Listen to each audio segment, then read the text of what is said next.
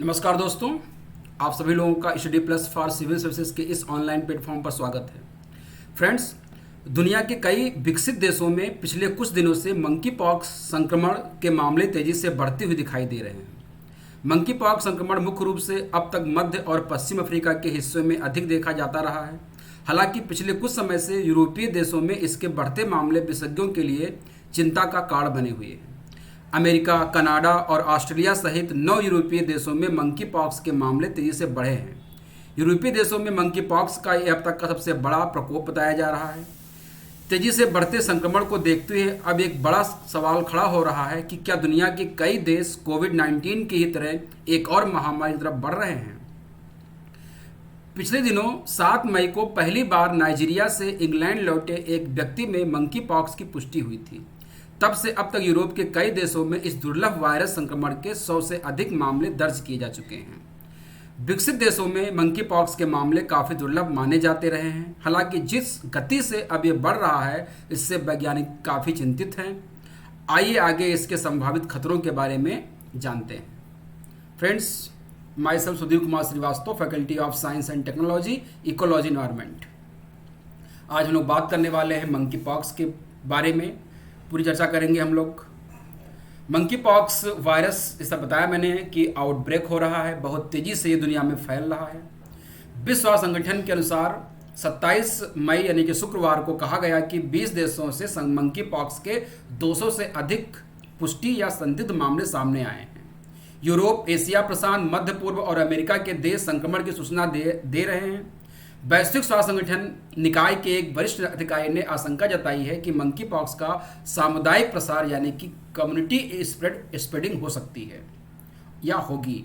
WHO के global infectious hazard preparedness के निदेशक सिल्वी ब्रांड ने कहा है कि अगर अभी सही उपाय किए जाए तो ये बीमारी रोकथाम योग्य है। मंकी पॉक्स के लगभग कई देशों में, यूरोप के कई देशों में नाइजीरिया से संक्रमण होकर के यूरोप, ऑस्ट्रेलिया, अमेरिका और नॉर्थ अमेरिका के USA और कनाडा में भी ये स्प्रेड हो रहा है। जैसे यहाँ पे आपको दिखाई दे रहा है कि Canada, USA, Australia, Sweden, UK, Germany, Belgium, पुर्तगाल, Spain, Italy, Nigeria, Cameroon, Central African Republic, Democratic Republic of Congo, इन सब देशों में बहुत तेजी से ये रोग स्प्रेड हो रहा है। 1970 के बाद से 11 अफ्रीकी देशों बेनिन, कैमरून, मध्य अफ्रीकी गणराज्य, कांगो लोकतांत्रिक गणराज्य, Gabon, Cote d'Ivoire, Liberia, Nigeria, Congo गणराज्य, सीरा लियोन और दक्षिण सूडान में मंकी पॉक्स के मानव मामले सामने आए हैं। गैर स्थानिक देशों में मामले कभी कभी होते हैं। ये आमतौर पर उन व्यक्तियों में रिपोर्ट किए जाते हैं जिन्होंने स्थानीय देशों की यात्राएं की हैं। एक प्रकोप उन जानवरों के संपर्क के कारण हुआ था जो अन्य आयातित छोटे स्तनधारियों से संक्रमित हो गए थे। मई 2022 में कई गैर स्थानिक देशों में मंकी पॉक्स के कई मामलों की पहचान की जा रही है। ये मंकी पॉक्स के पिछले पैटर्न की विशेषता नहीं है। WHO सभी प्रभावित देशों के साथ निगरानी बढ़ाने और प्रसार को रोकने और संक्रमित लोगों की देखभाल करने के तरीके के बारे में मार्गदर्शन प्रदान करने के लिए काम लगातार कर रहा है। भारत में भारतीय आयुर्विज्ञान अनुसंधान परिषद ने यानी कि Indian council for medical research ने कहा है कि सरकार देशों में बढ़ते मामलों के मद्देनजर तैयार है। ICMR की वैज्ञानिक डॉक्टर अपर्णा मुखर्जी ने मंकी पॉक्स प्रभावित देशों की यात्रा करने वाले लोगों और बुखार और शरीर में दर्द जैसे लक्षण दिखाने वाले लोगों से खुद की जांच कराने का आग्रह किया है। ICMR वैज्ञानिक डॉक्टर अपर्णा मुखर्जी ने समाचार एजेंसी ANI को बताया कि गैर स्थानिक यूरोपीय देशों और संयुक्त राज्य अमेरिका में मंकी पॉक्स के मामलों का पता लगाया जा रहा है, लेकिन कहा कि लोगों को घबराना नहीं चाहिए। हमें उच्च बुखार, बहुत सारे लिम्फेडेनोपैथी, बड़े लिम्फ नोड, शरीर में दर्द, चकत्ते आदि जैसे असामान्य लक्षणों का निरीक्षण करना चाहिए, विशेष रूप से जिनके पास संक्रमित देशों से यात्रा का इतिहास रहा है। ट्रिबिट्रॉन हेल्थकेयर नाम की एक मेडिकल डिवाइस फर्म ने कहा है कि उसने मंकी पॉक्स, ऑर्थोपॉक्स वायरस जो कि इसकी जीनस है, वायरस के संचरण के पैटर्न का पता लगाने के लिए एक रियल टाइम PCR आधारित किट का विकास किया है। RT-PCR का नाम आप लोगों ने कोविड-19 के समय में काफ़ी सुना होगा।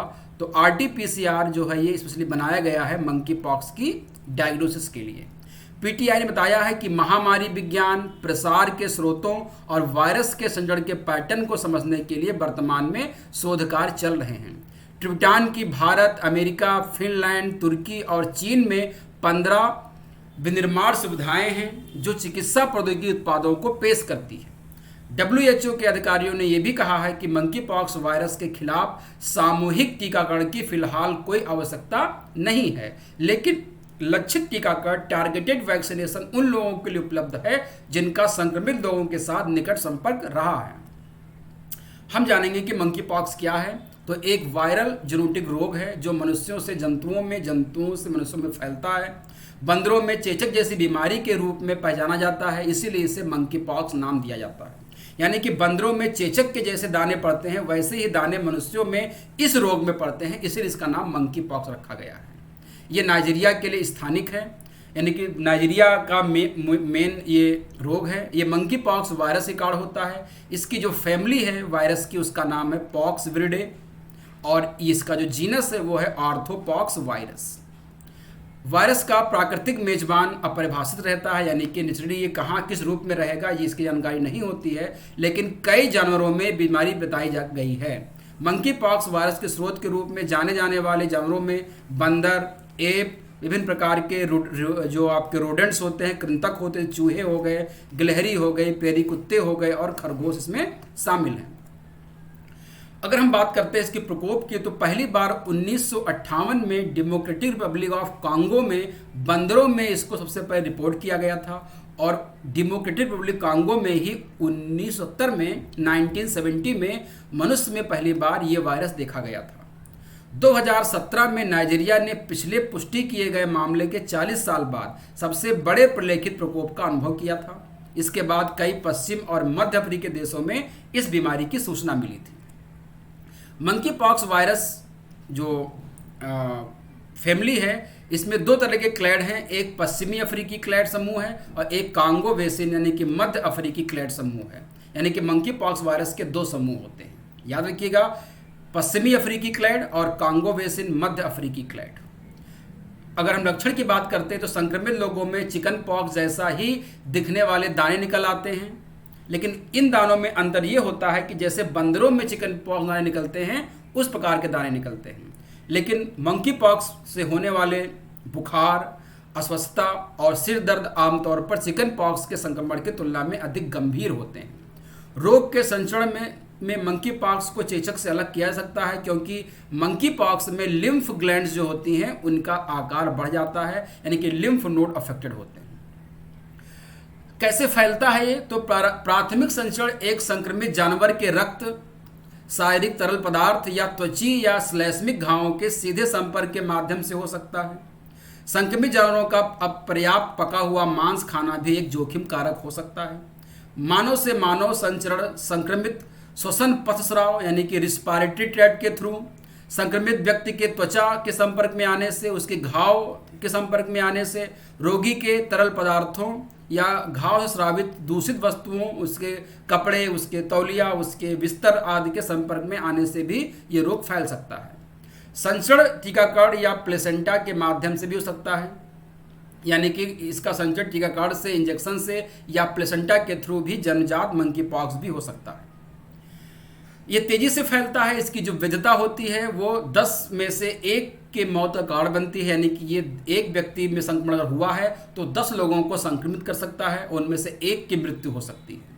इसका जो इंक्यूबेशन पीरियड होता है, यानी कि इसका जो पूरा उस्मायन अवधि होती है, कितने दिन में ये अपने आप को परिपक्व करने के बाद फिर डिक्लाइन होना शुरू हो जाता है, तो इसकी म्यादी जो होती है 6 से 13 दिन के आसपास तक होती है, लेकिन कई मामलों में इसको 5 से 21 दिन के बीच में भी देखा गया है। अगर इसके उपचार की बात करते हैं तो मंकी पॉक्स संक्रमण के लिए कोई विशिष्ट उपचार या टीका अभी उपलब्ध नहीं है।